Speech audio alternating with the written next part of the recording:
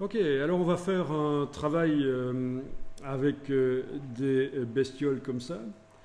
Vous pouvez taper éventuellement ceci dans Google, Walking Cat et entre guillemets public domaine, et vous allez chercher les images. Je n'ai rien précisé dans les outils de recherche, je n'ai pas précisé que je veux des images de haute qualité ou quoi que ce soit. Non, j'ai juste tapé Walking Cat et public domaine entre guillemets, et je suis passé à la partie images de Google. Vous êtes bien entendu dans un logiciel de navigation web sérieux, style Firefox, Chrome ou quoi d'autre, Opera peut-être, mais en tout cas pas Explorer, que nous allons éviter comme la peste. Et oui. Et alors, je trouve ici des images de chats en train de marcher. Ce sont des vieilles images. Vous les trouvez peut-être pas au même endroit chez vous en fait. Hein. Ah oui, il y en a plein d'autres en fait. Il y en a une qui est grande ici. Je vais faire un clic droit, ouvrir le lien dans un nouvel onglet. Le voilà. Ensuite, je vais cliquer sur afficher l'image. Voilà, donc c'est minuscule en fait. Elle est minuscule. Je vais peut-être revenir un peu en arrière. Après avoir fait afficher l'image, je vais revenir en arrière et je vais demander ici à Google recherche par image. Et Google va me trouver partout sur le web cette image-là. Quand je clique ici sur toutes les tailles. Ah, quand même, il y en a une plus grande, je crois. Celle-ci doit être plus grande. Non, même pas. J'ai rien dit. Elle n'est pas plus grande. Donc le maximum pour cette image-là, visiblement sur le web, c'est 758 sur 294. C'est pas très grave, de toute façon, parce qu'on va s'en servir comme modèle, en fait. Hein. Ok, donc vous enregistrez ça dans le dossier d'aujourd'hui. Alors, ces images-là, vous savez ce que c'est? Vous avez déjà vu ça, sans doute. Hein. Ça date du début de la photographie.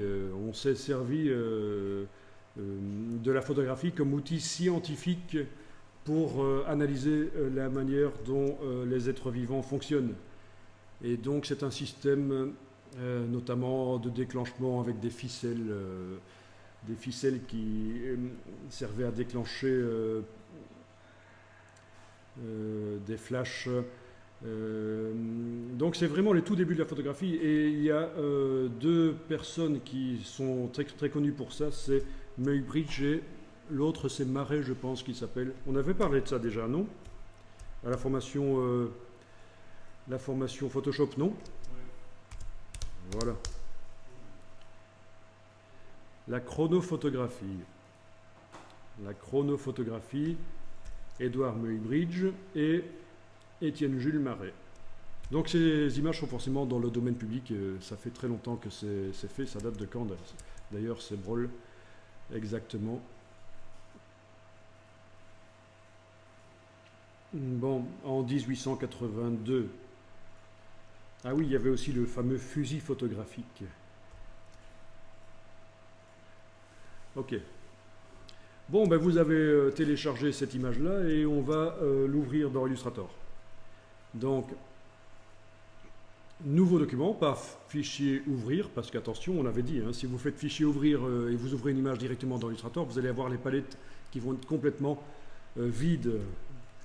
Alors, je préfère démarrer d'un document Illustrator avec un profil de document ici. Alors, je vais prendre RVB de base, tiens, oui, RVB de base, format A4 horizontal, c'est bien, ok.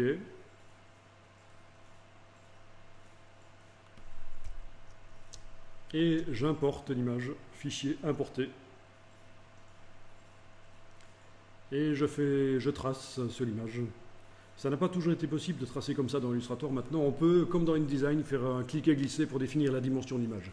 Avant, on ne pouvait pas, il fallait cliquer, puis la redimensionner. Donc, les choses s'améliorent. Bien, ça va être mon image modèle. Donc, le calque qui contient cette image, je vais le verrouiller. Et je vais créer un nouveau calque. Et je vais travailler sur ce nouveau calque. Bon, j'enregistre l'image, je vais appeler ça chat marchand. c'est un peu plus difficile à avaler que les chamallows, mais pour le contexte ici, ça nous convient mieux. Le chamallow n'est pas assez complexe, je rigole, n'importe quoi. Donc chat marchand par exemple, voilà. Et je m'en vais zoomer. Alors, vous allez choisir une bestiole qui a la queue qui se détache bien. Avec les pattes aussi, tant qu'on y est, qui se détachent bien. Voilà, oh, en voilà un beau. C'est le même que l'autre, mais dans une position différente, c'est pas mal ça. Ok. Et je vais me servir de ça comme modèle en fait, hein, pour éviter de devoir dessiner un chat au crayon. Tout à l'heure j'avais essayé et on m'a dit que c'était un écureuil, donc... hein. Non, mais j'avais pas vraiment essayé de le faire bien. Enfin, c'est ce que je dis. Ok. Alors, on va faire ça en plusieurs parties. Est-ce que vous avez repéré votre chat? Pas de problème? Bien. Alors, on va prendre la... pas la plume, on va essayer au crayon. Oui, au crayon.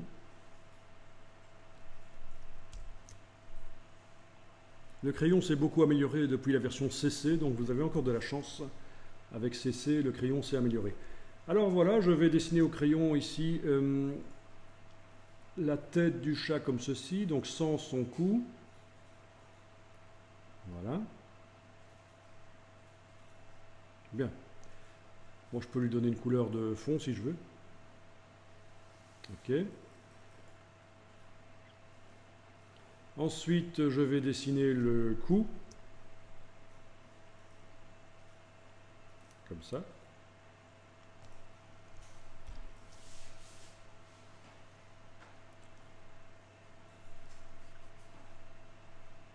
Je peux aller ajuster avec la flèche blanche parce que, bon, je crois que j'ai un peu raté le coup. Là. Donc je clique à côté de tout avec la flèche blanche, puis je viens cliquer sur les points et je réajuste éventuellement. Mais on pourra encore ajuster ça après. Ok, voilà le coup. Bien. Et là, vous reconnaissez évidemment l'œsophage. Je rigole, n'importe quoi. Donc, nous allons maintenant créer une forme pour le reste du chat, éventuellement. Ou pour les pattes, oui, il va y avoir une forme pour les pattes, et puis il y aura le corps du chat. D'abord le corps du chat. Sans la queue.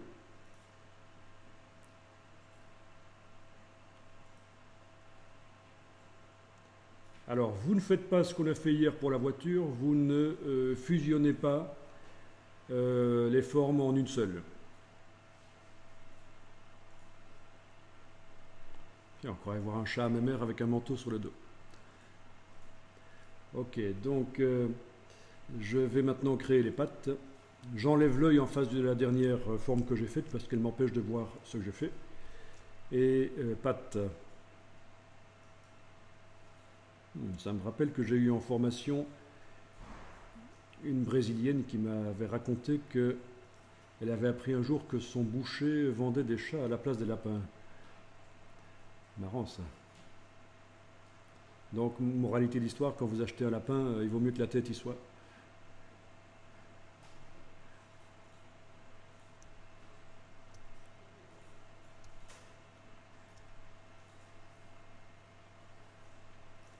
Ok.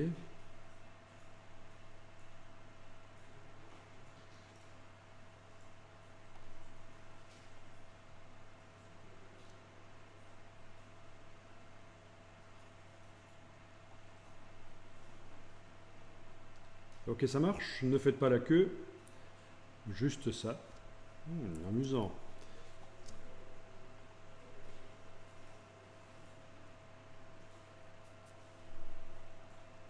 C'est la silhouette du chat qui m'intéresse en fait à la fin.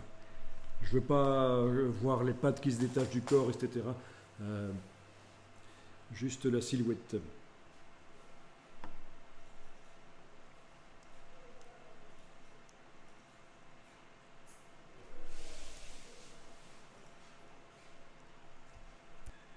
Donc ici, contrairement à ce qu'on avait fait hier pour vous simplifier un peu la tâche, ici j'ai mis tous les tracés dans le même calque. Mais si tu as fait un calque par tracé, c'est pas du tout un problème. Non, pas du tout. J'ai pas fait, mais. Bien, ben, je vais faire la queue maintenant. Mais pour la queue, je voudrais me faciliter la tâche et je vais donc faire ceci. Regardez, c'est l'occasion de voir la technique. Pour la queue, je vais prendre le crayon et je vais tracer une ligne qui fait la queue, comme ceci. Ok. Et je vais lui donner une couleur de contour, pas de fond. Oui, parce que si je donne une couleur de fond à cette queue, ça va faire un truc bizarre. Oui, un peu ça, j'en ai plus besoin en fait. Si je donne une couleur de fond à la queue, ben voilà ce que ça fait, logique. Hein, un peu foireux ici donc. Donc, pas de couleur de fond, par contre une couleur de contour. Ok. Et une épaisseur, je vais lui donner une épaisseur. Donc on a l'épaisseur ici, ou menu fenêtre contour. Voilà. Ensuite, je vais dire que le bout de la queue n'est pas coupé comme ça, mais ça va être rond. Et donc ça va se faire dans la palette contour, menu fenêtre contour. Dans la palette contour, je vais demander d'afficher les options. Et je vais dire, tiens, le bout, c'est rond plutôt, voilà. Plutôt que d'être carré comme ça, c'est plutôt rond. Ok, ben, et essayez déjà de faire ça. Vous faites pour la queue, vous faites un trait au crayon. Vous lui mettez une couleur de contour, une épaisseur, et vous dites que le bout est rond. Et puis pour la suite, on va voir comment on va s'en sortir. Voilà, vous enregistrez. Alors, voyons un peu ce qui se passe. Je vais dupliquer le calque en fait pour garder celui-là en backup. Donc je prends le calque du dessus, je l'amène sur le bloc de feuilles, j'obtiens une copie parfaite. L'original, je vais le verrouiller et enlever l'œil. Comme ça, c'est ma sécurité. C'est mon backup. D'ailleurs, je vais le renommer. Backup de sécurité. Voilà. Et donc, je vais travailler sur le calque du dessus. Donc, vous avez vu, j'ai dupliqué le calque. Le calque original, je l'ai verrouillé. Et j'ai enlevé l'œil en face. Donc, je ne peux plus travailler sur lui. Et je ne vois plus. C'est important, c'est là que les stagiaires en général se plantent. Ils gardent le calque affiché, et puis pour la suite, on a deux chats superposés, on ne comprend rien à ce qui se passe. Donc n'oubliez pas d'enlever l'œil. Donc, ce que nous avions fait hier, c'est fusionner plusieurs formes. Voyons un peu ce qui se passe si on le fait ici. Est-ce que ça va fonctionner? Je vais sélectionner tout, et avec le Pathfinder, je vais dans le menu Fenêtre Pathfinder. Je fusionne. Zarbis, hein? J'annule. Donc, j'ai sélectionné toutes les formes. Avec la flèche noire, j'ai englobé toutes mes formes. Bon, je pourrais aussi cliquer sur la cible ici du calque et ça sélectionne tout. Vous voyez le petit carré ici? Ça indique que tout est sélectionné sur le calque. Ah oui, parce que si je sélectionne qu'une seule chose, là je viens de cliquer avec la flèche noire et je sélectionne une forme du calque, le carré est petit. Si je sélectionne tout, le carré est grand.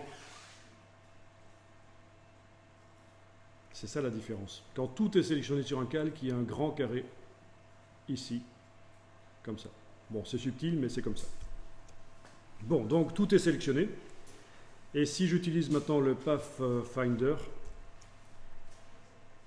pour réunir, bah, ça me fait un truc bizarre en fait. Oui, ça marche, hein, la forme du chat, ok. Et ça a pris en fait c'est la forme qui était la plus au-dessus, c'est-à-dire la queue qui a donné ses attributs à la silhouette du chat. Ok.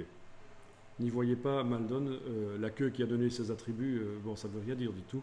Hein, ne soyez pas tordu et vicieux. Ne faites pas comme le formateur. Ok. Je peux vous poser une question indiscrète sur les queues? Non, pas un petit peu en arrière. En fait, quand j'ai apporté ma photo, mon fichier était lié, mais je ne sais plus comment le délier.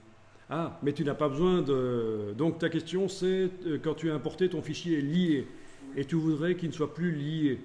Bon, déjà, il faut savoir que ça n'a peut-être pas une importance énorme. Le seul intérêt, ce serait de pouvoir transférer le fichier Illustrator sans devoir transférer la photo avec. Mais pour la suite, ça va tout à fait fonctionner, en fait. Oui, mais c'est parce que ici quand j'ai voulu sélectionner mon chat, il m'a directement déplacé Ta photo? Oui. Oui, mais attention, ton calque qui contient la photo, il doit être verrouillé. Ça n'est pas censé bouger. Ah oui, Et évidemment. Donc ça n'a rien à voir avec le fait que ce soit lié ou pas, que ce soit incorporé ou pas. Tiens, il se trouve que moi, l'image est incorporée. Ma case liée était décochée dans la boîte d'importation d'image, mais ça n'a aucune influence. Donc ton problème, c'était ça, en fait. okay. Voilà, voilà. Ok, donc voilà. Alors vous avez vu que ça a fait un truc bizarre au niveau de la queue. Un truc comme ça, c'est pas génial. Donc j'annule. Et en fait, je vais demander que ceci, cette forme que je vois ici, il se trouve que c'est bleu cyan chez moi, mais cette forme-là devienne réellement une forme. Parce que pour l'instant, c'est pas une forme. Ce n'est que l'image d'une épaisseur avec des bords arrondis à chaque extrémité. C'est l'image d'une épaisseur sur un contour. Donc je veux que ça devienne réellement une forme. Je vais en fait faire ce qu'on appelle décomposer. Quand on part de quelque chose qui est très modifiable dans Illustrator et qu'on va vers quelque chose qui sera un peu moins modifiable, on appelle ça décomposer. Donc je vais décomposer le contour. Et donc pour ça, vous sélectionnez uniquement le contour ici et vous allez dans le menu Objet, décomposer. Objet, décomposer. Alors, sur la forme qui est actuellement sélectionnée, qu'est-ce que je décompose? Le fond ou le contour? Ben, le fond, il n'y en a pas de toute façon. Ma forme n'a pas de fond, donc on s'en fout. C'est uniquement le contour, donc les deux peuvent rester cochés. Je clique sur OK. Et voilà, ça m'a créé une forme. Au niveau visuel, rien n'a changé, mais ce n'est plus un contour avec une épaisseur. C'est pour ça qu'en fait, je vous disais, quand on décompose, on va vers quelque chose qui est très modifiable, vers quelque chose qui est moins modifiable. Pour modifier l'épaisseur maintenant de la queue du chat, par la palette contour, ça ne va plus bien marcher en fait. Mais c'est une forme. Et alors qu'est-ce qui va se passer maintenant quand je vais englober toutes ces formes et demander une réunion? Eh bien là, ça marche beaucoup mieux que tout à l'heure en fait. Ok, donc vous avez fait la réunion avec le Pathfinder et vous allez maintenant l'annuler. Édition, annuler, réunion. Pourquoi? Mais parce qu'on va faire mieux que ça encore. C'est-à-dire que je vais maintenant recliquer sur l'icône de la réunion, mais en enfonçant la touche Alt.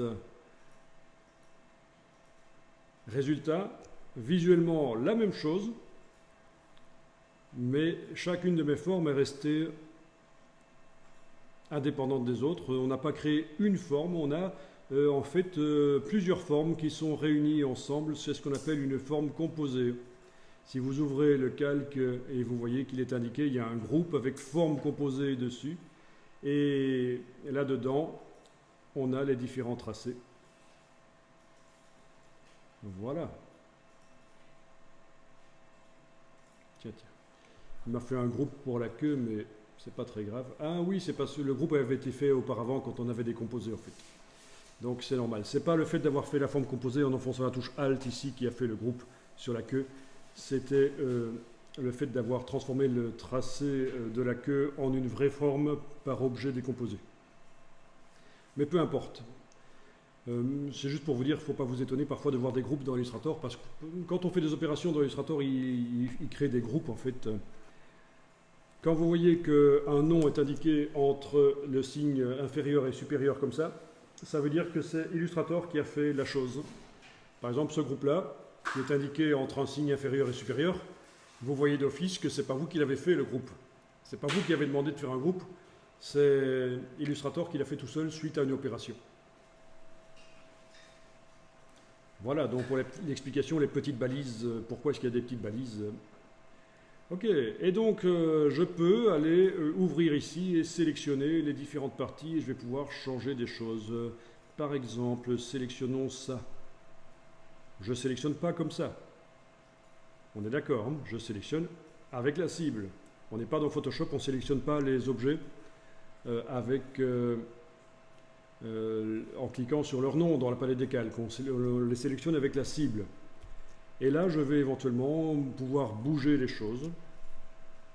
avec la flèche. Voilà. Tourner si je veux, avec l'outil de transformation. L'outil de transformation, vous avez une petite cible. Ah tiens, elle ne se voit pas bien ici, mais elle est là en fait. Vous voyez la petite cible? Quand vous êtes passé en outil de transformation sur la patte que vous avez sélectionnée avec la cible ici.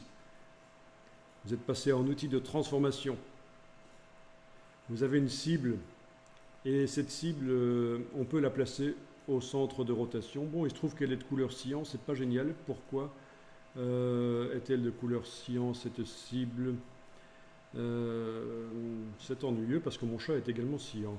Je vais changer la couleur du chat, en fait. Pas du contour, du fond. Voilà. Ok, donc j'en étais à dire, je sélectionne par exemple la patte avant ici uniquement. Je suis avec l'outil de transformation, je peux déplacer la cible, là on la voit, pas de problème, on la voit. Et ça peut tourner. Donc je peux m'éloigner de l'image en fait, hein, je peux faire différent. Ok.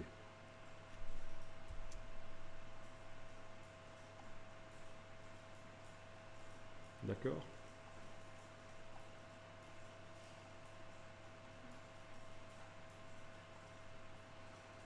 Donc une forme composée, c'est-à-dire un pathfinder, mais en gardant les formes modifiables séparément chacune. C'est donc un espèce de groupe. C'est un espèce de groupe particulier.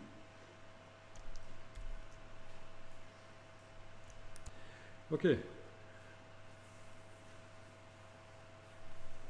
Alors, pour avoir accès à chacune des formes qui sont là-dedans, bon, bah d'abord c'est une forme composée, donc mettre des couleurs différentes, je ne crois pas que ça va être possible en fait, hein, puisque c'est censé être la même forme. Non, hein, si je sélectionne avec la flèche blanche n'importe laquelle de ces formes, et que je lui mets une couleur, ça se met sur tout, en fait. On est d'accord? Je vais encore tester comme ça.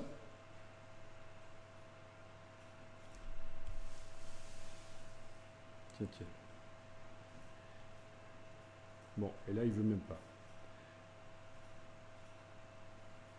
Bon. Donc, voilà. C'est censé être le même objet. Alors, si je veux avoir accès à chacune des formes qui composent cet objet, je vais aller utiliser la flèche blanche plus, qu'on appelle l'outil de sélection directe progressive. Outil de sélection directe progressive. C'est vrai que par la palette des calques avec les cibles, je peux activer un ou plusieurs objets. Clic, CTRL-clic sur le PC, commande-clic sur le Mac pour sélectionner des objets qui sont éloignés dans la palette des calques l'un de l'autre. Ou alors clic, majuscule clic. Oui, ça revient au même en fait. Ok. Mais donc l'outil flèche blanche plus, je peux aller cliquer sur chacune des formes. C'est ce qui permet d'avoir accès à l'intérieur d'un groupe. Voilà. Par exemple ici, je vais élargir un peu le cou de la bestiole. Voilà. Les chats étaient plus maigres à l'époque, visiblement.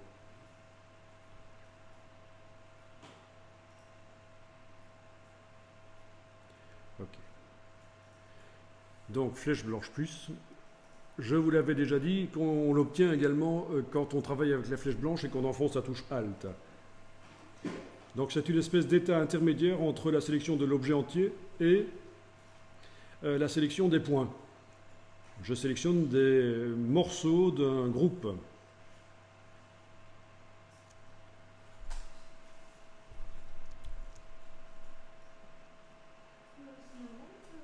Alors, tu essayes avec la flèche blanche de modifier une chose ici. Tu l'as peut-être d'abord sélectionné avec la flèche blanche plus, c'est ça? Et ça apparaît comme ça. Et puis avec la flèche blanche, tu essayes d'aller modifier les différents points. On est d'accord, c'est ça?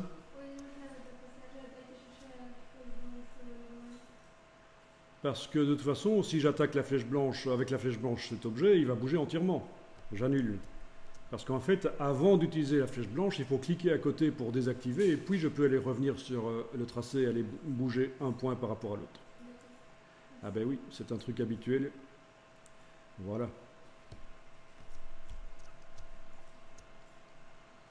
Ok, ça c'est pas mal. Le Pathfinder Réunion, mais utilisé de manière à créer des formes qui sont encore modifiables les unes par rapport aux autres.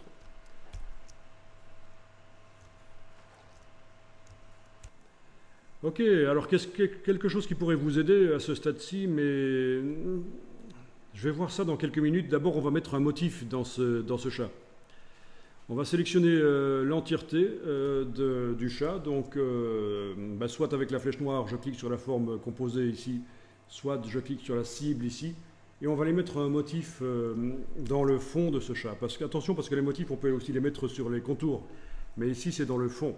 C'est la case de fond qui est en avant-plan. Et je vais aller chercher des motifs dans le bas du nuancier, dans la bibliothèque ici, motif,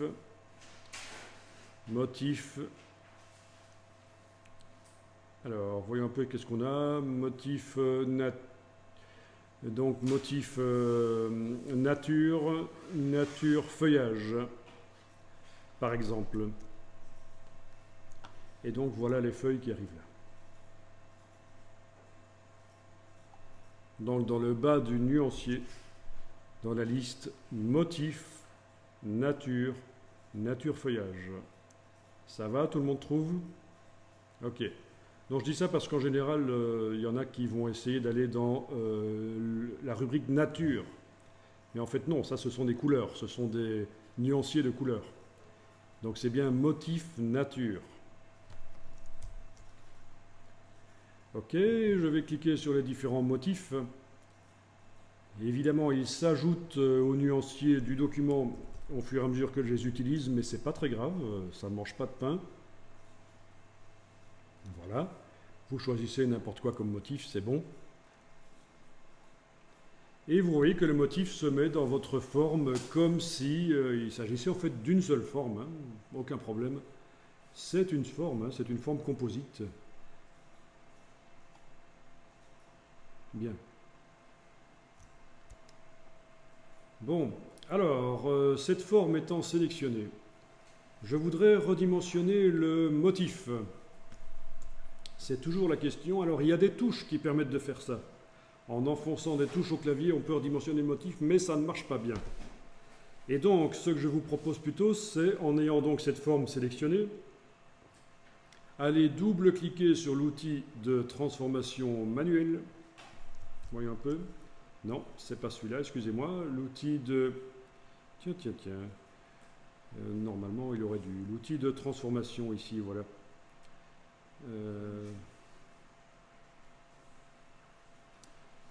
Attendez un peu.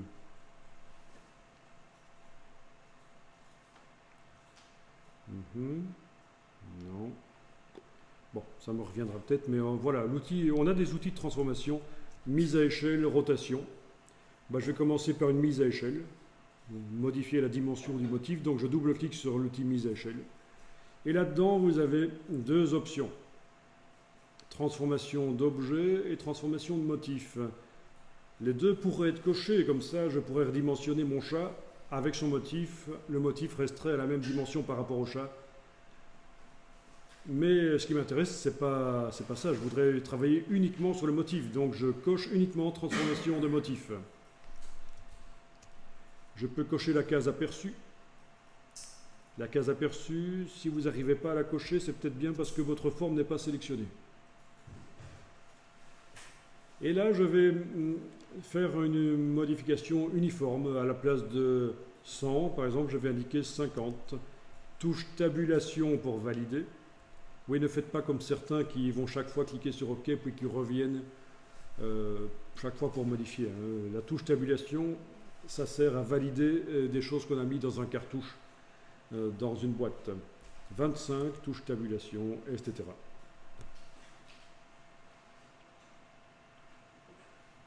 Ok? Donc le chat ne change pas de dimension parce que transformation d'objet n'est pas coché, mais le motif change de dimension. Ok. Alors si vous revenez dedans, ça remet 25. Ça veut dire que ça fait 25% sur quelque chose qui est déjà à 25%.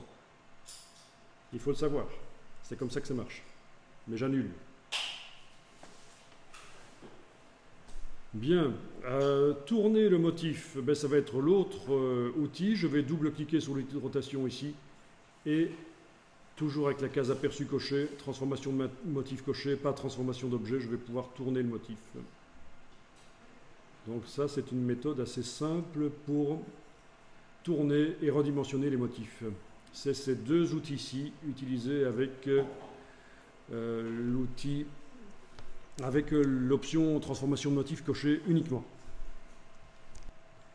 Bon, c'est déjà pas mal ça, d'arriver à redimensionner et tourner un motif.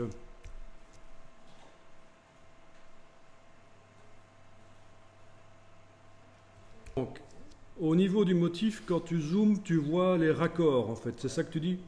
Ok, moi je les vois pas, mais c'est vrai que parfois on les voit. On sait qu'en faisant un JPEG, on n'allait pas les voir, mais on les voit aussi. Tu les vois dans le JPEG? Ouais. Ça, c'est que le motif n'a pas été super bien fait. Normalement, oui, je les vois aussi ici. Ça doit être lié à la manière dont le motif a été créé, ça. Mais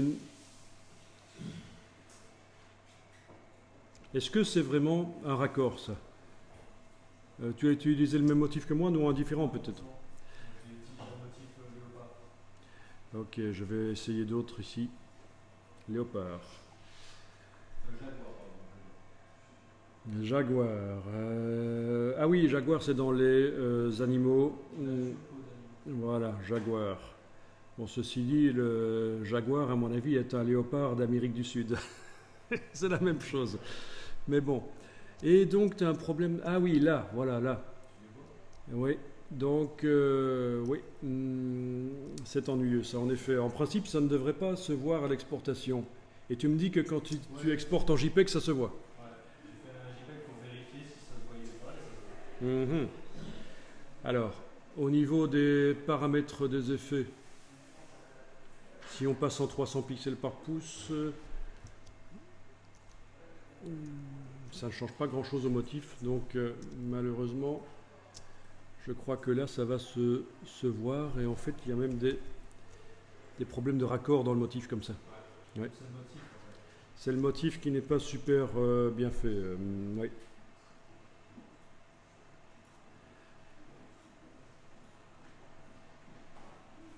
Bon. Ok.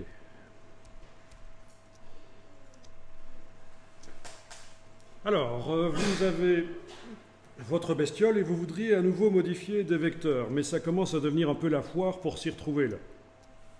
Donc vous avez la possibilité, vous le savez, vous avez la possibilité de passer en affichage par tracé. Comme ça, vous modifiez les tracés, c'est facile, on voit les constructions, débarrasser des couleurs, des motifs, etc. On voit vraiment uniquement les constructions de la bestiole.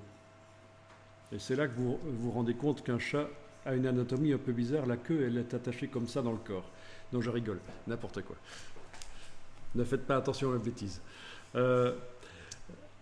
Ok, affichage aperçu, c'est une solution, mais il y a mieux que ça. Alors il faut que je vous explique que jusque la version 3 de Illustrator, et je parle de quelque chose qui date de 1993 à peu près, donc ça date, ça fait 21 ans, eh bien, jusqu'à la version 3 de Illustrator, on ne pouvait pas travailler dans Illustrator en ayant les couleurs affichées.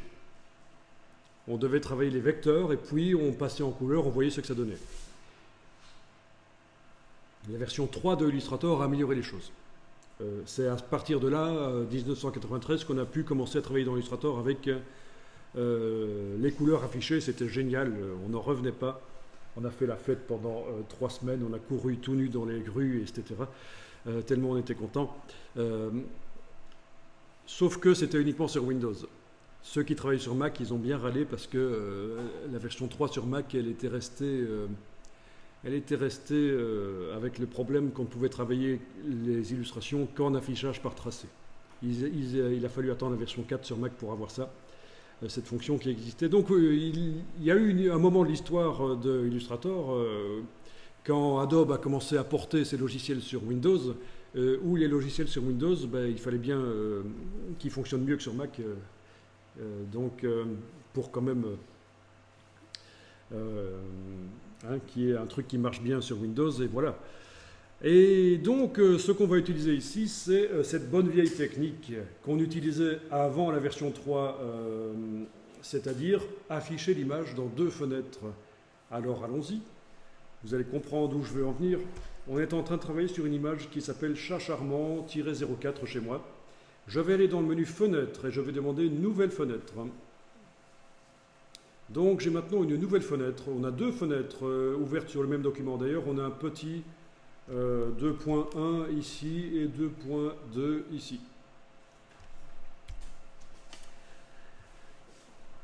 Ok. Et je vais détacher les fenêtres. Alors je vais peut-être demander de les mettre côte à côte. On va voir ce que ça va donner. Menu Fenêtre, Disposition, Mosaïque. Menu Fenêtre, Disposition, Mosaïque. Ça n'a pas marché parce qu'avant il fallait que je les détache. Menu Fenêtre, Disposition, tout faire flotter dans les fenêtres. Donc menu Fenêtre, Disposition, tout faire flotter dans les fenêtres. Voilà, donc j'ai des fenêtres flottantes. Bon, ici c'était facile, il n'y avait que deux documents. Imaginez si vous en avez 20 ouverts dans Illustrator. C'est quand même plus facile cette fonction. Fenêtre, disposition, tout faire flotter dans les fenêtres. Et alors, vous allez au même endroit, fenêtre, disposition, et vous demandez à ce moment-là mosaïque, et vous avez les deux fenêtres affichées côte à côte. Une à gauche, une à droite. Bon, ça suppose que vous n'avez pas d'autres fenêtres ouvertes dans Illustrator. Je veux dire, il fallait qu'un seul document ouvert. Si vous en aviez encore d'autres qui traînaient derrière, ça vous ennuie un peu.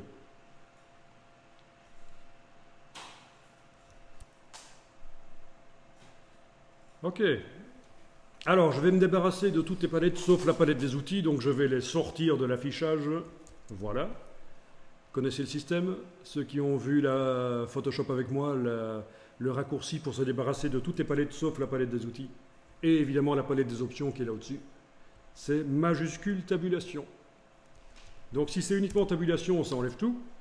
Mais si c'est majuscule tabulation, ça n'enlève que les palettes de droite. Et c'est là qu'il y en a certains qui n'y arrivent pas parce qu'ils essayent d'utiliser la touche verrouillage majuscule.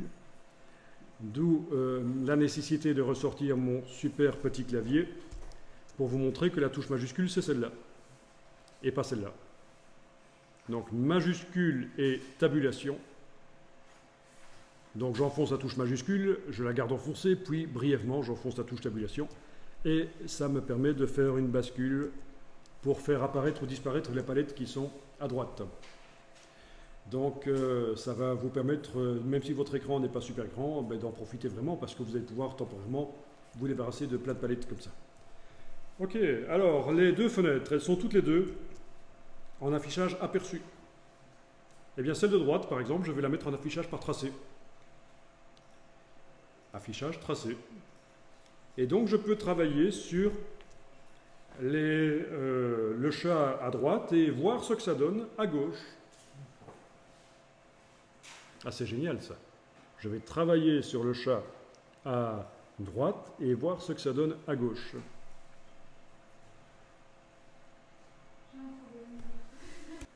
Bon ben voilà, je peux donc travailler sur le chat à droite, voilà, et voir ce que ça donne à gauche. Je peux même zoomer différemment, je peux zoomer sur la tête ici et travailler sur la tête et avoir une vue d'ensemble à gauche. Donc les facteurs de zoom ne doivent pas nécessairement être les mêmes.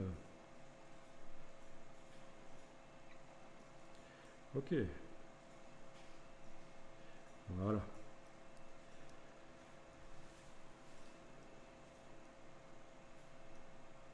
Ok, ça marche?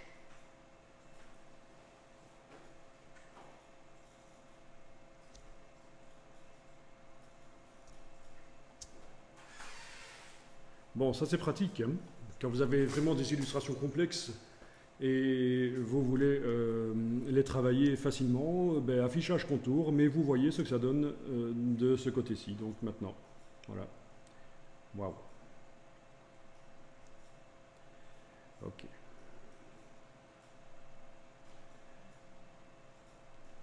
Bon. Alors vous avez remarqué que lorsque vous êtes en train de travailler le tracé dans la fenêtre affichée en contour, eh bien le tracé apparaît dans la fenêtre de gauche. Et en fait ça ne sert pas à grand chose. Donc on va demander qu'il n'apparaisse pas. Vous allez dans la fenêtre de gauche et vous allez demander que les contours n'apparaissent pas.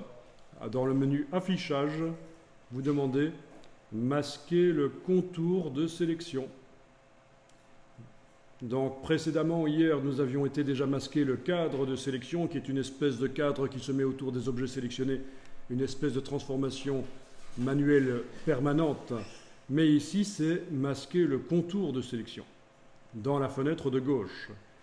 Donc, ça veut dire que dans la fenêtre de droite, je peux travailler les choses et dans la fenêtre de gauche, je vois le dessin sans les contours. Ok.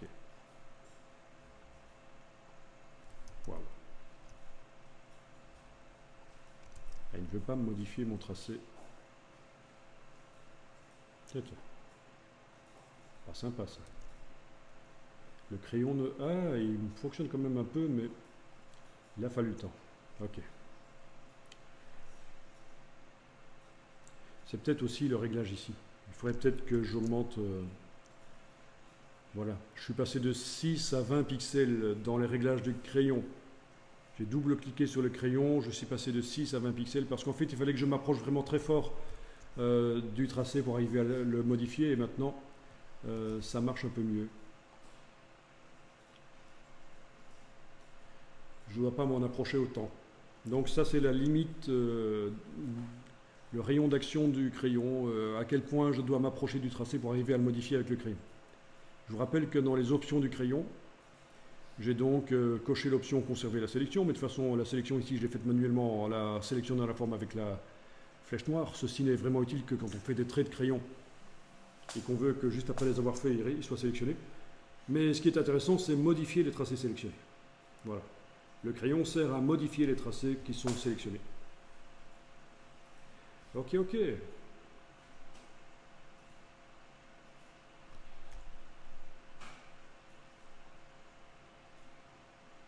Voilà, je viens d'enregistrer le document. On n'a qu'un seul document. On a deux fenêtres, mais c'est le même document. On est d'accord. Hein? Alors, il faut savoir que si je ferme le document et je le réouvre, les deux fenêtres, elles ne vont pas revenir comme ça. Il faudra les repositionner. Cette configuration, fenêtre côte à côte, ne reviendra pas telle qu'elle.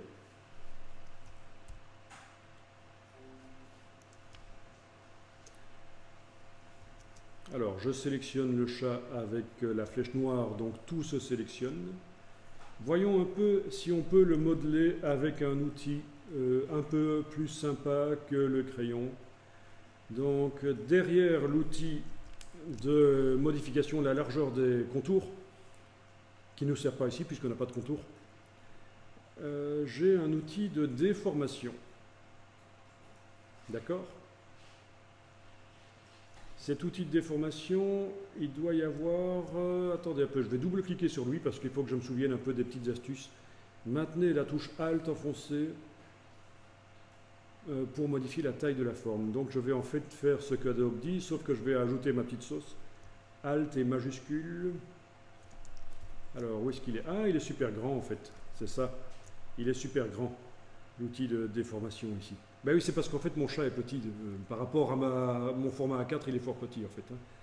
Donc Alt et majuscule, je garde enfoncé Alt et majuscule et je bouge en diagonale en fait, en diagonale, comme ceci, vous voyez, avec Alt et majuscule et je peux donc modifier le diamètre de l'outil déformation. Bien. Et donc avec l'outil qui a un certain diamètre, je vais voir si je peux éventuellement aller modifier les formes qui sont actuellement sélectionnées. Voilà, donc je fais un chat qui a un dos plus rond par exemple, voilà. Marrant ça, hein? Ok. La queue, oui, si je veux faire une queue plus fine, voilà. Les pattes, voilà. Alors, Alt majuscule et diagonale, si je veux vraiment faire du travail tout en finesse.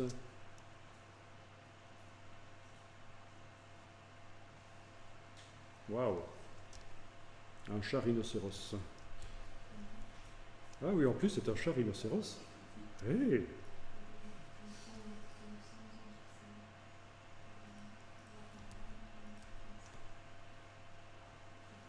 Bon, vous voyez, donc c'est vachement sympa ça, hein. Un outil qui sert à déformer les choses.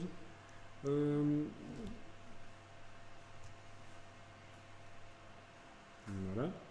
Ok. Amusant. Bon, la touche majuscule, c'est pour que ça reste vraiment rond en fait, hein.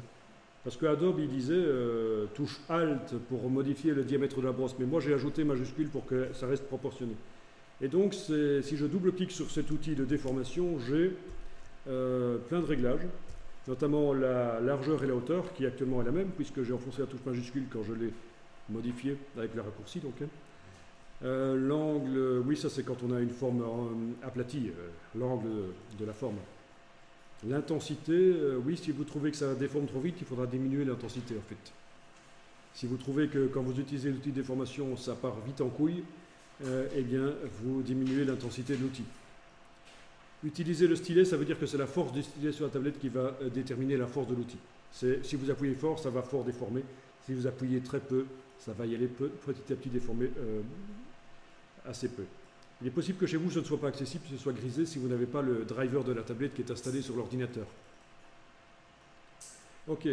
Alors, et le petit astuce que j'ai cherché, c'est ceci. Hein. Quand j'ai double-cliqué sur l'outil, c'est ça qui m'intéressait. Maintenez la touche option enfoncée avant de cliquer avec l'outil.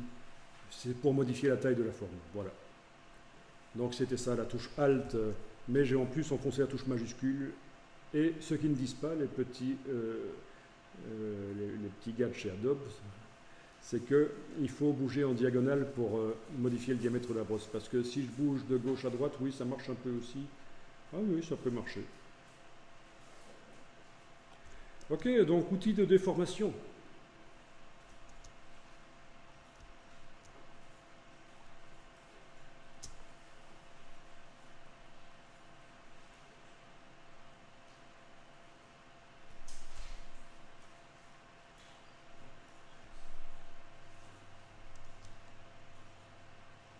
Bon, après, on va continuer à déformer le chat, et puis on va lui faire un arbre à chat, grâce au dessin en symétrie. On va faire un dessin en symétrie dans Illustrator. Ceux qui font de la 3D savent qu'on peut le faire dans les logiciels 3D, qu'on construit des objets en construisant que la moitié d'un objet, mais on peut le faire dans Illustrator aussi. On fait une petite pause? Allez, petite pause. Bon, ben voilà, je vais fermer la fenêtre de droite qui montre le chat en tracé. Et je vais continuer le travail avec une seule fenêtre. Donc, je peux enfoncer la touche F pour mettre plein écran cette fenêtre-là. Alors attention, il ne faut pas oublier de réafficher les contours dans cette fenêtre-là. Vous vous souvenez qu'on avait demandé de ne pas les afficher. Et si vous avez oublié ça, vous n'allez pas comprendre ce qui vous arrive avec la flèche noire. Vous allez essayer de sélectionner quelque chose, ça ne marche pas. Pourtant, vous arrivez à déplacer les choses. Donc c'est simplement parce que les contours de sélection ne s'affichent plus. Alors donc, menu affichage, afficher le contour de sélection. Et là, quand je sélectionne, je vois ce que je sélectionne.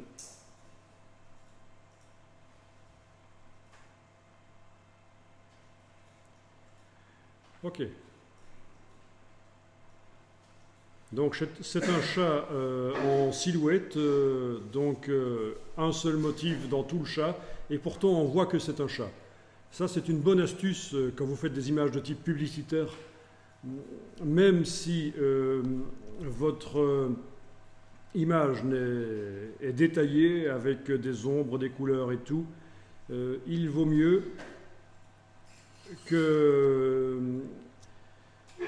si l'élément était vu en silhouette, on le reconnaît malgré tout. C'est-à-dire, voilà, quand vous choisissez des photographies, vous faites une photographie d'un modèle, vous choisissez des photographies pour illustrer une publicité ou quoi que ce soit, il faut que la photographie, si le modèle était en silhouette, on arrive malgré tout à reconnaître ce que c'est. Et c'est le cas avec cette image du chat ici. On arrive à reconnaître que c'est un chat, même s'il est en silhouette.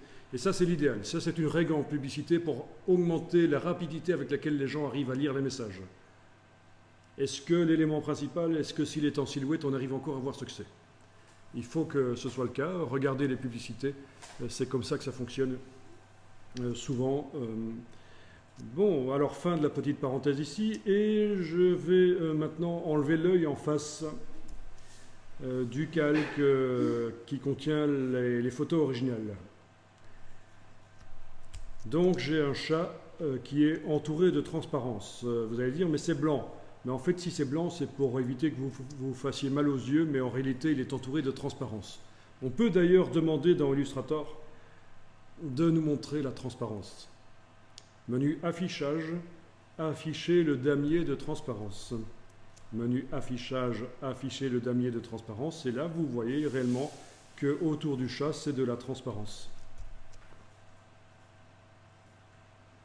Bon, je vais masquer le damier de transparence dans le menu affichage maintenant parce que c'est vrai que ça fait un peu mal aux yeux. Voilà, c'est pas plus mal. Mais donc vous avez compris, c'est pas du blanc dans le fond là, c'est de la transparence, mais on le montre blanc parce que c'est plus facile, ça fait moins mal aux yeux. Donc souvenez-vous que dans le menu affichage, vous pouvez voir la transparence, parfois ce sera utile. Notamment quand vous avez des formes blanches sur un fond transparent. Il faudra bien afficher le damier de transparence pour arriver à voir où sont les formes blanches. Bien. Alors je vais enregistrer le chat sous un nouveau nom, donc je change ici le numéro à la fin. Et nous allons utiliser Photoshop en renfort de Illustrator, parce que je voudrais faire différentes choses sur ce chat, et Photoshop est plus fort que Illustrator pour ce que je veux faire. Je voudrais repositionner les membres du chat, faire en sorte qu'il soit sur ses pattes arrière levées. Je voudrais mettre un biseau, un effet de biseau, un chanfrein. Photoshop le fait mieux que Illustrator. Peut-être un petit effet de lueur externe également. Tout ça sera modifiable par la suite de toute manière. Et donc voilà, je viens d'enregistrer le fichier du chat. Je vais le fermer dans Illustrator, fichier fermé. Et je vais ouvrir Photoshop. Donc vous gardez Illustrator ouvert. Votre ordinateur permet d'avoir Illustrator et Photoshop ouverts côte à côte, pas de problème. Donc en plus de Illustrator, vous lancez Photoshop. Bon, je suis dans Photoshop, je vais remettre les palettes en place, donc ici les indispensables, réinitialiser les indispensables, voilà. Et je vais ouvrir l'image du chat, fichier ouvrir.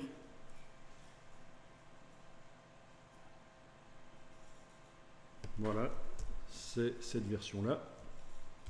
Fichier ouvrir. Voilà, ici dans... donc il dit que c'est un fichier PDF que j'importe, parce qu'en fait Illustrator crée des documents .ai compatibles PDF. On avait été voir ça dans la boîte d'enregistrement d'Illustrator d'ailleurs. On avait vu qu'il y avait une option qui était cochée, créer des documents compatibles PDF. Et donc voilà, c'est pour ça que Photoshop considère qu'il s'agit en fait ici d'un document PDF. Donc, j'ai fait fichier ouvrir dans Photoshop, je suis allé chercher l'image du chat. Je vais demander de recadrer selon la zone de dessin. Non, pas la zone de dessin. Alors, voyons un peu ça. Si je veux recadrer mon chat, il eût fallu que je le recadre dans Illustrator en fait. Non, mais cadre de sélection, ça va aller en fait. Il était en zone de support en fait. Il était comment? En cadre de sélection. Comme ça, oui. Oui, ben, ça devrait aller. Ça devrait aller. Tiens, oui. Ok.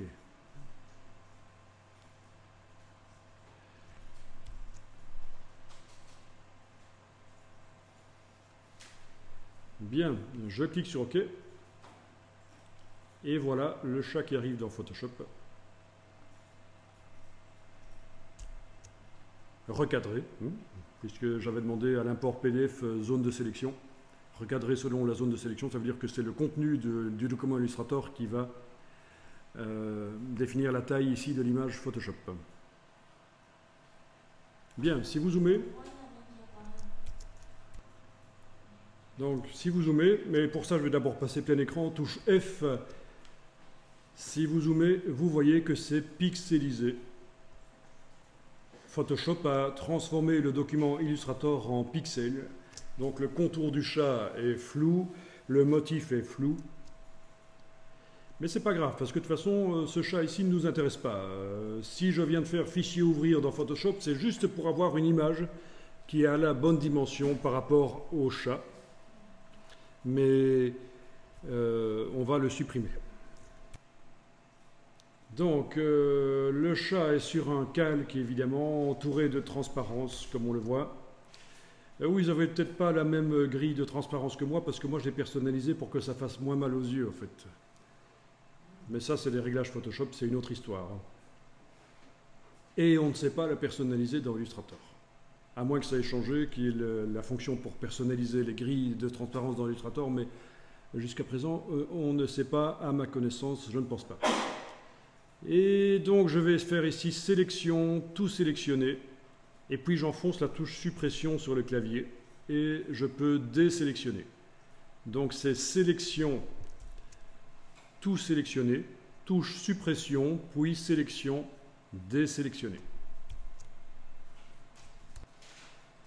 Bon, et là-dedans, dans cette image Photoshop qui est à la bonne dimension en centimètres, je vais importer le document Illustrator, mais en tant que vecteur cette fois-ci. Ça ne va plus être une transformation des vecteurs en pixels, ça va réellement être des vecteurs. Et pour faire ça, je fais fichier importer. Donc, le principe dans les logiciels, c'est que quand je veux aller chercher quelque chose qui n'est pas de la même nature que le logiciel, je dois l'importer. Ici, je suis dans un logiciel qui travaille les pixels, je suis dans Photoshop. Je veux aller chercher des vecteurs, je ne fais pas fichier ouvrir, je fais fichier importer. Bon, il se trouve que juste avant j'ai fait fichier ouvrir, mais c'était pour avoir directement l'image avec la bonne dimension.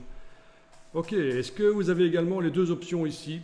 Dans fichier importer, vous avez l'option importer et incorporer, et importer et lier. Vous avez ça? Non?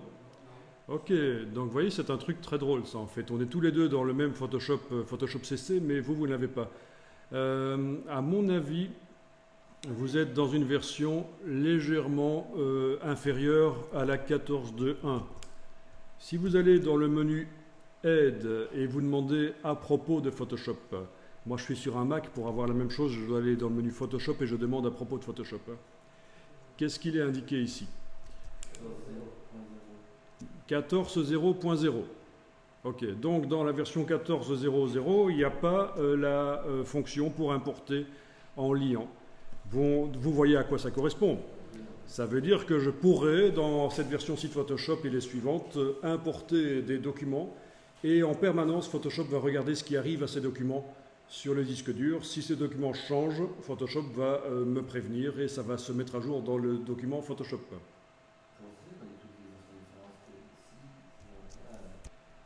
Donc on va faire en sorte, on va faire comme si vous n'aviez pas l'option. Enfin, ce qui est le cas de la plupart d'entre vous de toute façon.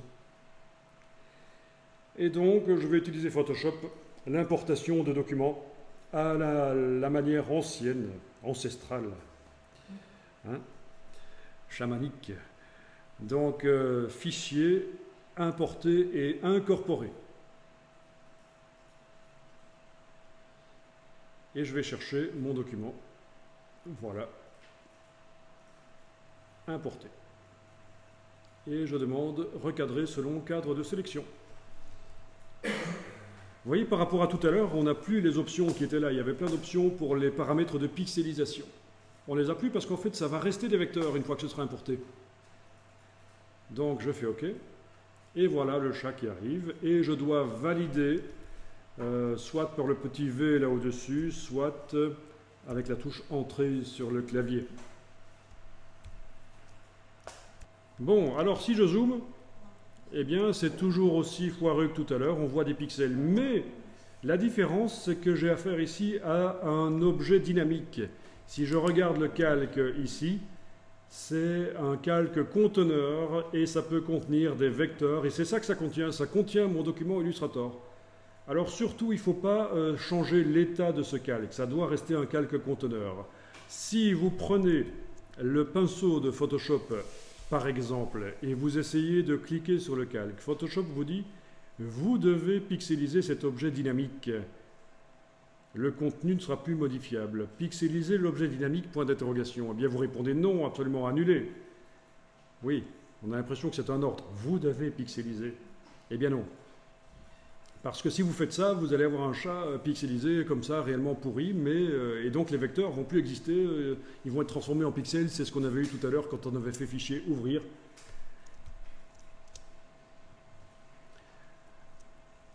Alors comment ça se fait que l'image a l'air pixelisée, puisque les vecteurs y sont, le motif y est, bien précis et tout? C'est parce qu'en fait, je vois les vecteurs qui sont dans ce calque, je les vois à travers une image qui comporte un certain nombre de pixels. Je vais maintenant demander à Photoshop de faire en sorte que l'image comporte plus de pixels. Et le fichier Illustrator qui est là va apparaître plus précisément. C'est un peu comme si on avait ici l'image précise d'un chat et on a mis par-dessus une vitre martelée, vous voyez, qui déforme tout, qui nous laisse deviner ce qu'il y a à voir, mais donc on va faire en sorte que ce soit plus précis. Menu image, taille de l'image. On a actuellement une image de 432 pixels sur 167. C'est vraiment très peu. Alors, dans image, taille de l'image, dans Photoshop, vous avez ceci qui est coché, rééchantillonnage. Il faut que ce soit coché, c'est ce qui sert à modifier le nombre de pixels dans les images. Si ce n'est pas coché, on ne saura pas modifier le nombre de pixels, ça va rester comme ça, 432 sur 167. Et nous allons augmenter la résolution. Actuellement, on est en 300 pixels par pouce. Eh bien, essayons un peu, voir ce qui se passe si je mets 1200. On voit qu'au niveau du nombre de pixels dans l'image, ça va être multiplié. Donc, je vais avoir combien de fois plus de pixels? En fait, 16 fois plus de pixels. Parce que c'est une résolution, c'est une mesure linéaire. C'est des pixels par pouce linéaire. Si je passe de 300 à 1200, c'est 4 fois plus en distance et 16 fois plus en surface.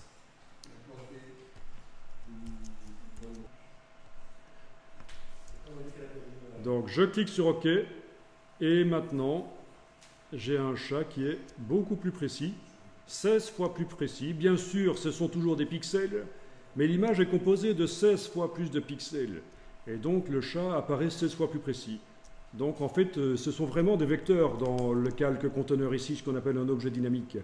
Et je le vois plus précis si j'augmente le nombre de pixels dans l'image. C'est important de garder le fichier Illustrator sous forme de vecteur.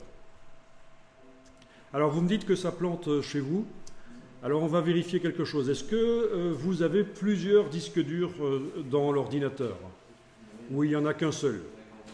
Un seul. Ça c'est plutôt ennuyeux. Parce que si on avait eu plusieurs, on aurait pu dire que Photoshop va utiliser un des disques durs comme mémoire virtuelle. Bon, ben, il va falloir peut-être... ça c'est très ennuyeux pour la suite parce que j'ai des exercices où on utilise Photoshop et Illustrator en parallèle. Notamment pour la vectorisation. Bon,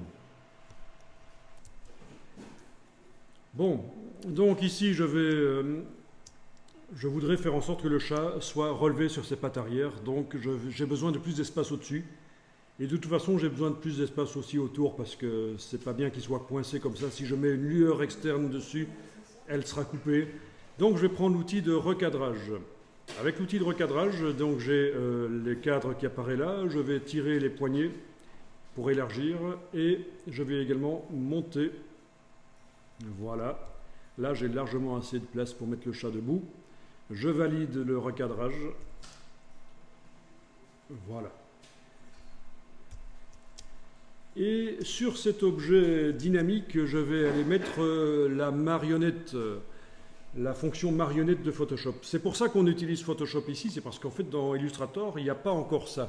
Ça pourrait arriver, mais il n'y a pas encore ça. Il y a des techniques pour déformer les choses dans Illustrator, déformation par filet, et notamment déformation par enveloppe, enfin ce sont des choses qu'on pourra voir, mais la déformation par marionnette, elle n'existe pas encore dans Illustrator. Donc voilà, je travaille sur l'objet dynamique et je vais aller dans édition, déformation de la marionnette. À partir de là, c'était désactivé chez moi, mais chez vous ce sera comme ça, vous aurez un filet qui va se mettre sur la bestiole. Et je vais le masquer ici, le filet, parce que je n'ai pas besoin de le voir. Donc clic droit, masquer le filet. Et je vais mettre des punaises. Voilà, je punaise la bestiole. Et ça va me permettre de la bouger. Donc si je prends la punaise ici et que je monte, ben, ça tourne autour de l'autre punaise. Vous voyez? Mais ça, c'est pas génial en fait. Ça n'a pas grand intérêt. Il faut que je mette plus de punaises. Pour dire que ceci et ceci restent en place. Et donc à partir de là, si je soulève le chat par sa tête, ça commence à ressembler déjà à un chat qui est sur ses pattes arrière. Je vais mettre une punaise ici pour pouvoir modifier son corps ici comme ça. Voilà. Donc ça va être un chat qui va monter sur son arbre à chat. Je mets des punaises si je veux pour modifier la position ici des pattes. Si je trouve que les pattes ici, oui, il y a un problème, elle est trop épaisse, je vais pouvoir le modifier dans le fichier original Illustrator. Je ne vais pas essayer de régler ça dans Photoshop.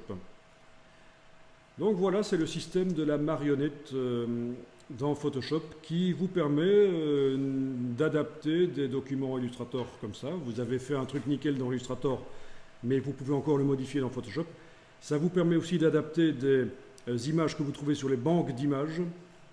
Donc ça minimise le risque que quand vous faites une campagne publicitaire, un concurrent utilise exactement la même image que vous.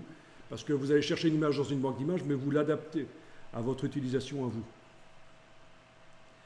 Ok. Tu dis? Le recadrage, je l'ai fait avec l'outil de recadrage ici. Donc c'est un outil qui, contrairement à ce que son nom indique, permet aussi d'élargir la zone de l'image. Il ne sert pas qu'à recadrer. Bon, je vais cliquer sur le petit V ici, donc la marionnette est appliquée. Et comme je l'ai appliquée sur un objet dynamique, elle apparaît dans la palette des calques. Ça veut dire que je peux enlever l'œil en face. Voilà, elle n'agit plus. Mais je peux aussi double-cliquer sur son nom et les punaises réapparaissent. Donc si je n'avais pas fait ça sur un objet dynamique, s'il n'y avait pas cette petite icône, eh bien chaque fois que je veux modifier la marionnette, il faut que je remette une nouvelle avec de nouvelles punaises à remettre et ça devient à chaque fois plus flou. Donc il faut absolument en fait la marionnette l'utiliser sur un objet dynamique. Alors c'est le genre de choses qui vous permettra aussi dans Photoshop de faire des GIFs animés, notamment pour faire des petites bannières web. Il faut savoir que ça existe aussi dans After Effects, vous avez aussi la marionnette, et le principe est le même, sauf que ça va plus loin dans After Effects, vous allez pouvoir condamner certaines zones de l'objet pour indiquer qu'elles ne doivent pas bouger, absolument. Et évidemment, ce sera animable. Si je voulais faire un chat qui saute sur ses pattes arrière dans After Effects, c'est tout à fait possible, et c'est assez facile à faire. Ok. Donc voilà, première chose que je peux faire avec cette bestiole. On va le faire un peu moins gras sur ses fesses. Hein. Voilà. Oui, parce que ça sert à ça aussi, la marionnette. Ça sert aussi à faire les gens plus minces éventuellement. Aussi à changer les expressions sur les visages. On peut faire sourire les gens avec ça. Il y a des gens qui le font, c'est une technique. Ok. Et donc, utilisation d'Illustrator pour aller plus loin. Utilisation de Photoshop pour aller plus loin dans un document Illustrator. Alors, qu'est-ce que je peux faire d'autre encore? Eh bien, je vais mettre un effet de biseau là-dessus. Un effet de biseau sur le chat, parce que les biseaux, les chanfreins dans Illustrator, c'est vraiment foireux. Ce sont des contours multiples qui se superposent avec différentes épaisseurs. Ça ne marche pas très bien. Et donc, sur cet objet dynamique, je vais mettre... ça pourrait être sur un calque normal aussi, ça marcherait parce que c'est un vieux système Photoshop, menu calque, style de calque, et je vais demander biseautage et estampage. Voilà. Et j'ai donc le paramètre pour mettre un biseau, profondeur, taille, angle de la lumière, etc. type de contour.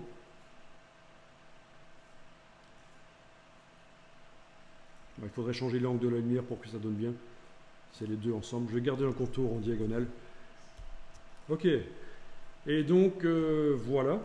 Les effets spéciaux se sont ajoutés. Bon, je vais redouble-cliquer sur le mot biseautage estampage et aller modifier notamment la couleur de l'ombre ici. Ça peut être autre chose que du noir. On voit que je viens de faire une ombre colorée. Donc je viens de double-cliquer sur biseautage estampage. Ça réouvre la boîte des styles de calque. Je suis dans biseautage estampage. Je suis allé modifier la couleur de l'ombre. Bien, si je redouble-clique à nouveau sur biseautage estampage, je peux aller mettre une lueur externe. Voilà. Ça devient un peu kitsch, mais comme ça vous voyez un peu tout ce qu'on peut faire. C'est le genre de choses qui est assez difficile à faire dans Illustrator. Lueur externe, il faudrait que je vois si c'est si difficile que ça à faire dans Illustrator, mais en tout cas le biseautage, voilà, c'est mieux dans Photoshop ici. Ce sont juste des exemples. Et une fois que j'ai ça, je vais enregistrer le fichier Photoshop. Enregistrer sous. Ah, j'ai oublié un truc. Un calque de réglage par-dessus pour modifier l'intensité lumineuse du motif, voire même sa couleur. Menu calque, nouveau calque de réglage de type teinte saturation. OK, pour changer la couleur. D'accord. Ensuite, un autre calque de réglage de type courbe pour aller modifier le contraste de ce qui se trouve en dessous, l'intensité lumineuse, voilà. Donc vous voyez, c'est assez extraordinaire tout ce qu'on peut faire. Et alors ça, je vais le récupérer dans Illustrator. Donc j'enregistre ça au format Photoshop.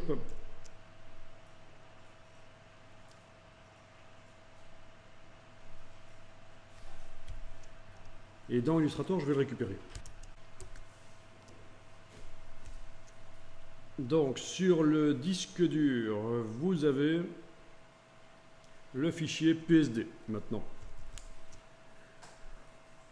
Et vous avez aussi le fichier Adobe Illustrator que vous avez importé dans Photoshop. Alors, ce fichier Illustrator, il faut surtout, il ne faut pas importer dedans Il ne faut pas importer dedans, non, c'est pas celui-là. Bah oui, c'est pas celui-là, ça c'était le premier. C'est celui-là qu'on a importé, c'est le 7, voilà. 07.ai. Alors le piège, c'est que en fait, le document Photoshop, le document .psd que je viens de créer, il ne faut surtout pas l'utiliser dans ce document-ci. Ça, c'est mon document source que j'ai importé dans le document Photoshop. Si je voulais que dans Photoshop, le chat ait un motif différent à un certain moment, ou une forme différente sur son bord, position de patte ou quoi, eh bien, c'est là-dedans, dans le fichier original, que j'irai modifier les choses. Et je mettrai à jour ça dans Photoshop.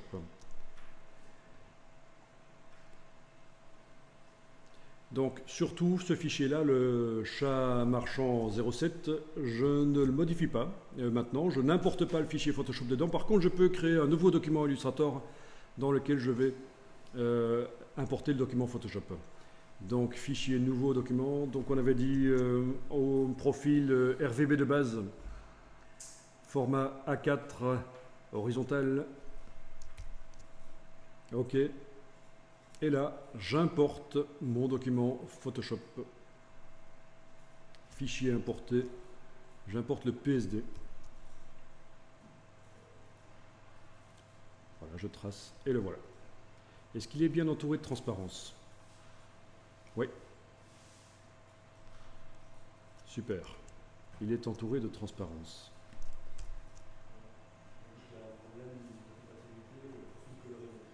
Alors, les problèmes de compatibilité profil colorimétrique, c'est pas grave du tout. C'est une autre question, ça, le contrôle de la couleur pour que les couleurs soient super justes. C'est important, mais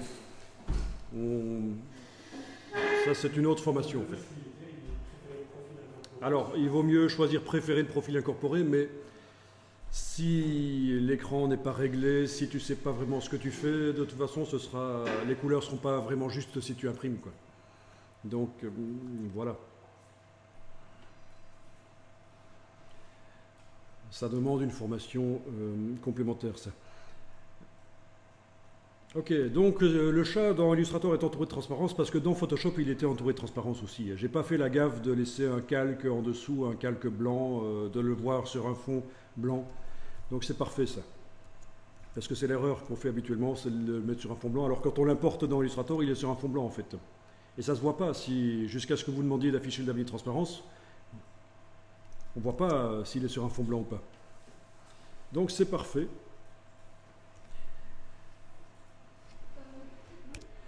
Voyons un peu ça.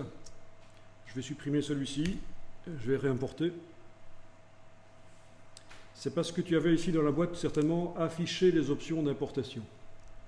Et alors à ce moment-là, tu as cette boîte-ci. Voilà. Et donc, convertir les calques en objets, fusionner les calques en... non, en fait, on va décocher cette option d'importation. J'ai pas envie que les différents calques Photoshop soient convertis en objets. J'ai pas envie de les fusionner en une image pixel dans Illustrator. Donc, en effet, tu fais bien de le dire. Dans Fichier importer, on va décocher afficher les options d'importation. On va l'importer comme une image tout à fait normale. Comme si c'était une image JPEG, en fait. Oui. Avec, normalement, l'option lier cochée, mais on y reviendra de toute façon.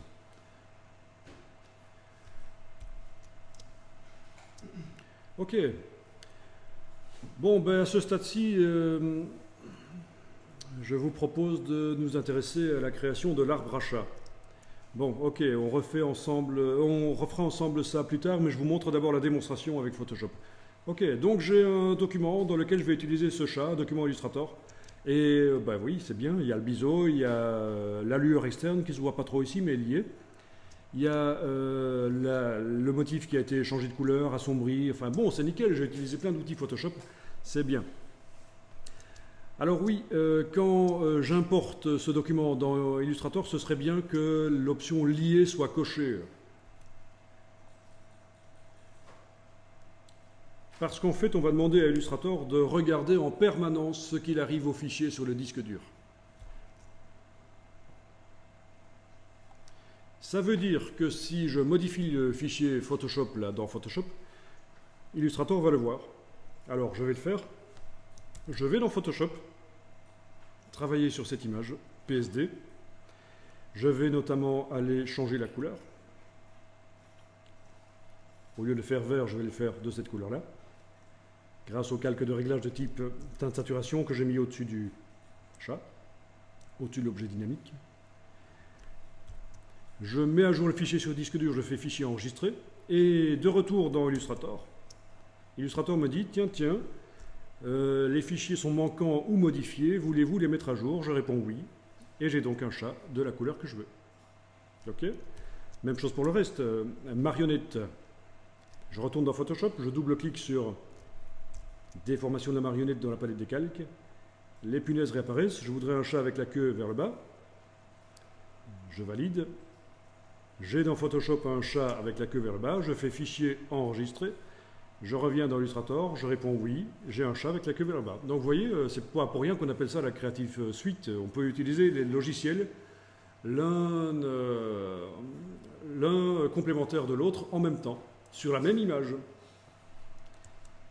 J'ai une image dans Illustrator ici que je suis en train de modifier par ailleurs dans Photoshop. Ok. Bon, ça c'est pas mal. Alors, ce qui serait bien, c'est que le message n'apparaisse pas. Le message qui me demande si je veux mettre à jour. Donc je vais aller ici dans les préférences d'Illustrator. Ça, vous pouvez déjà le faire aussi. Vous allez dans le menu Édition, Préférences. Moi, je vais dans le menu Illustrator, Préférences, puisque je suis sur un Mac. Et je vais dans Gestion des fichiers et Presse-papier. Gestion des fichiers. C'est les préférences Gestion des fichiers qui m'intéressent. Et alors je vais dire, tiens, lorsque Illustrator repère qu'une image a été modifiée sur le disque dur, eh bien, il ne doit pas me poser la question de savoir s'il doit la mettre à jour. il va le faire automatiquement. Donc vous êtes dans Édition préférences, Gestion des fichiers, et ici, à la rubrique Mettre à jour les liens, vous demandez automatiquement. Automatiquement, ça veut dire que dès que je vais changer quelque chose sur le disque dur, l'image Photoshop, dès qu'elle sera changée, Illustrator va la changer tout seul. Alors je teste. Je vais dans Photoshop, je vais aller changer quelque chose ici, notamment encore une fois la couleur. Je vais faire un chat bleu cette fois-ci, fichier enregistré. Je reviens dans Illustrator, le chat est bleu. Il m'a plus mis le message, parce que j'ai dit que les mises à jour des liens, c'est automatique. Je veux un chat bleu avec la queue vers le haut. Je double-clique sur la marionnette dans la palette des calques de Photoshop. Je mets la queue vers le haut. Super queue. Voilà. J'enregistre. Dans Illustrator, j'ai un chat à super queue. Il faut que ça vienne. Ça vient pas, pourquoi? Alors. Ah, il a fallu le temps. Faut prendre du Viagra, un gars. Il a quand même mis 10 secondes avant de lever la queue. Hein. Ça va nain, ça. Je rigole. Bon. Alors, la suite. Si je veux modifier ce chat, qui vient de Photoshop, je peux travailler sur le fichier original Illustrator. C'est pas celui-là, je me suis encore gouré, c'est le 7. Voilà, celui-là. Ok, on est d'accord, ça c'est le fichier original Illustrator, qui a été passé dans Photoshop et j'ai importé la version Photoshop dans l'autre document Illustrator. Eh bien, je peux encore aller modifier ceci. Je vais y aller avec la flèche blanche plus. Donc l'outil de sélection directe progressive, et je peux donc aller notamment supprimer la patte ici, touche suppression, prendre celle-ci, la dupliquer, touche Alt pendant que je déplace la patte, ça fait un duplicata, on est d'accord? Ça peut être marrant, ça peut faire deux pattes comme ça qui sont parallèles. Celle-ci, je vais la supprimer aussi, c'est celle-là que je supprime, non c'est plutôt celle-là, et celle-là je vais la dupliquer, donc c'est en déplaçant avec la touche Alt, c'est comme ça dans tous les logiciels Adobe, quand on enfonce la touche Alt pendant qu'on déplace quelque chose, ça fait une copie. Même dans la palette des calques, ça marche comme ça. Je vais ici avec l'outil de... Ah oui, transformation plutôt. L'outil de transformation, positionner le centre de rotation quelque part ici et tourner. Voilà. Et voilà, on va dire que ça c'est le chat tel que je le veux maintenant. On est d'accord? Donc par rapport au chat original, j'ai changé les choses. Je vais l'enregistrer sous un nouveau nom. Je peux changer le nom. Je peux changer le nom parce que quand je l'ai importé dans Photoshop, dans le fichier PSD, quand je fais fichier import, que j'ai importé mon document Illustrator dans le fichier PSD, je n'ai pas choisi de le lier. Il est incorporé. Et donc Photoshop ne regarde pas ce qu'il arrive à ce fichier Illustrator sur le disque dur. Donc je peux changer son nom. Je n'ai pas utilisé la nouvelle fonctionnalité de Photoshop qui permet de lier les fichiers que j'importe. Ils sont d'office incorporés. Si on l'avait lié, j'aurais dû l'enregistrer sous le même nom et Photoshop aurait tout de suite repéré que le chat a été modifié et il l'aurait mis à jour. Et ça se répercuterait dans le document Illustrator qui utilise le document Photoshop. Oui, c'est en cascade. Mais ici, je fais différemment. Je l'enregistre sous le mot 08 ou alors 07, je vais dire pattes différentes. Voilà, 07 pattes différentes. Okay. Petite habitude web, je mets des tirets à la place des espaces, mais ce n'est pas important. Ok. Document Illustrator enregistré sous le nom donc 07 mais pattes différentes. Et je vais devoir manuellement dans Photoshop forcer la mise à jour du chat. Donc puisqu'il n'est pas lié le fichier, je vais devoir faire un remplacement du contenu de cet objet dynamique par le nouveau fichier. Remplacer le contenu ici par le nouveau fichier que je viens de faire. Alors je vous préviens tout de suite, dans le cas de marionnette, ça va faire un truc bizarre, il va certainement falloir que je refasse ma marionnette. Donc c'est typique, hein, la marionnette, quand on modifie l'objet de base assez radicalement, ça part en couille. Ok, donc mon objet dynamique est activé dans Photoshop et je vais demander menu calque, objet dynamique,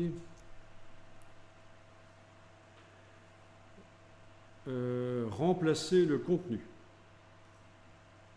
Ok, je le remplace par quoi? Je pourrais très bien aller le remplacer par n'importe quoi, par l'image d'une batte de baseball, l'image d'un panier de pommes, n'importe quoi. Hein.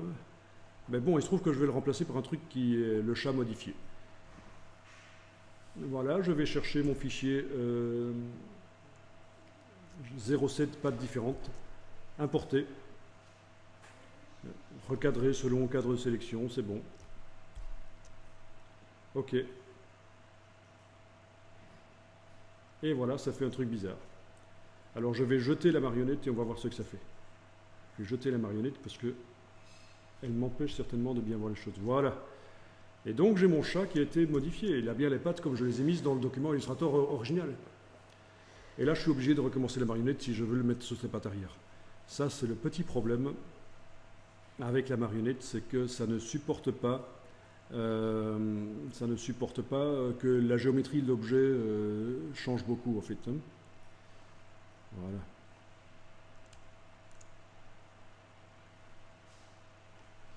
Ok.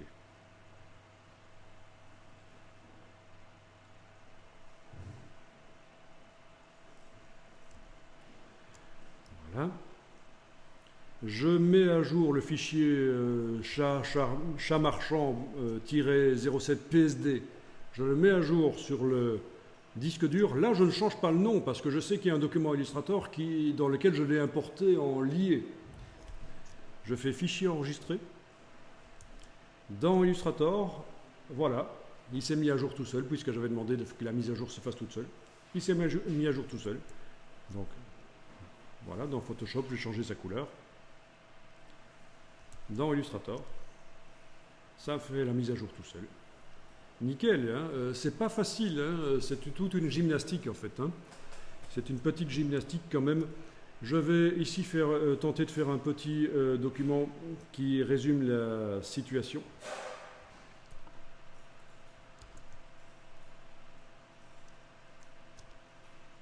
Ok.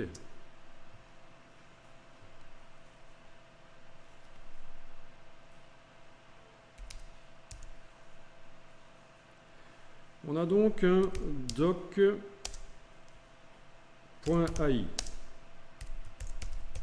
un document Illustrator.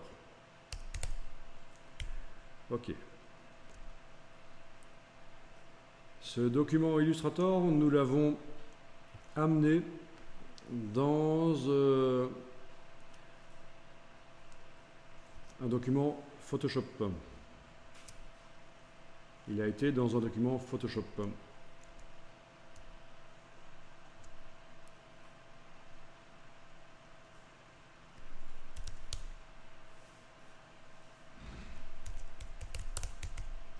Ok. Donc, ceci, c'est un import. Ok. Et ce document Photoshop, je l'ai mis dans un autre document Illustrator.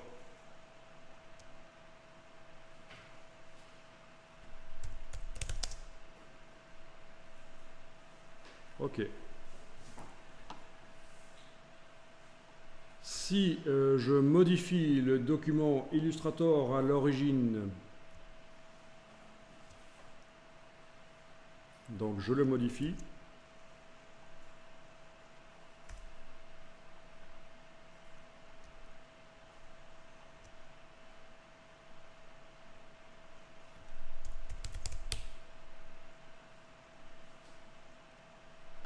Je vais le réimporter dans Photoshop.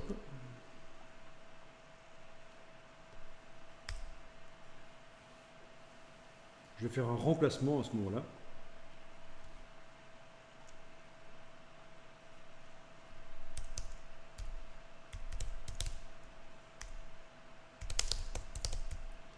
remplacer les contenus de l'objet dynamique dans Photoshop. Voilà.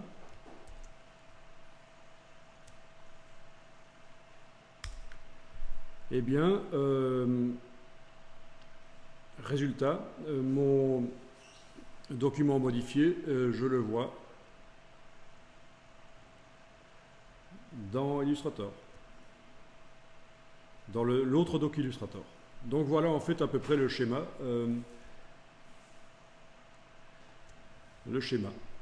Ça va? C'est ça ou on a quelque chose à rajouter? Donc dans un premier temps, c'est cette partie-là. Dans un premier temps, c'est cette partie-là.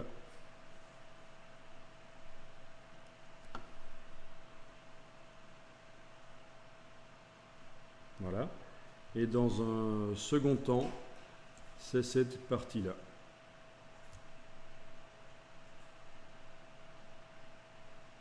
Voilà.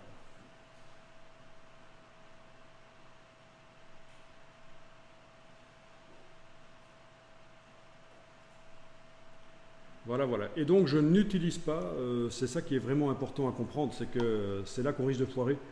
Je n'utilise pas le document Photoshop dans le document Illustrator.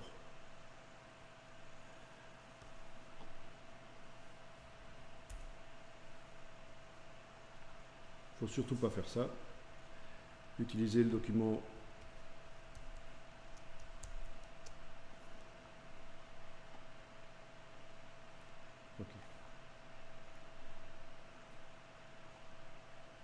Voilà, utiliser le document Photoshop qui contient le document Illustrator, l'utiliser dans le même document Illustrator, non, il ne faut surtout pas faire ça.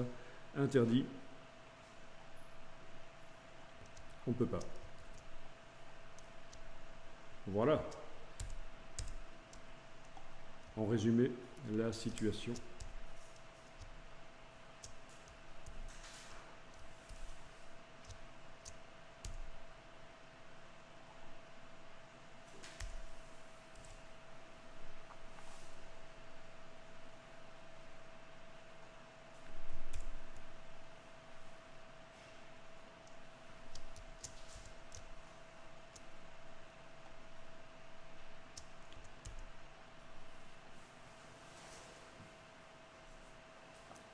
Donc, un document Illustrator original importé dans un document Photoshop.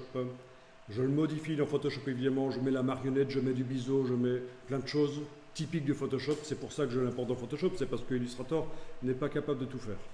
Et j'utilise ce document Photoshop dans un autre document Illustrator.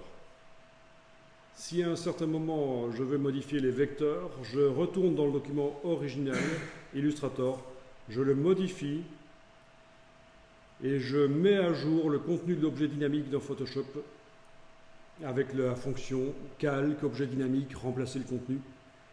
Ça, c'est si je n'ai pas utilisé la fonction de lien de Photoshop, évidemment. Sinon, ce sera automatique, la mise à jour. Et cette version modifiée, en fait, ça va se mettre à jour tout seul dans Illustrator. Puisque j'ai importé le fichier Photoshop au départ, je l'ai importé en tant que fichier lié. Illustrator repère qu'il a été modifié à un certain moment sur le disque dur, le fichier Photoshop, et donc la mise à jour, il la propose. Voilà, c'est pas très compliqué. Je vous enregistre le petit schéma ici sur le disque dur, comme ça vous aurez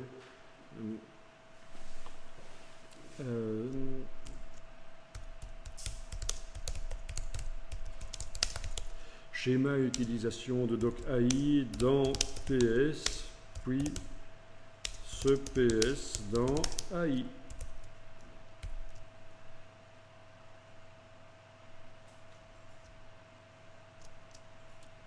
Voilà.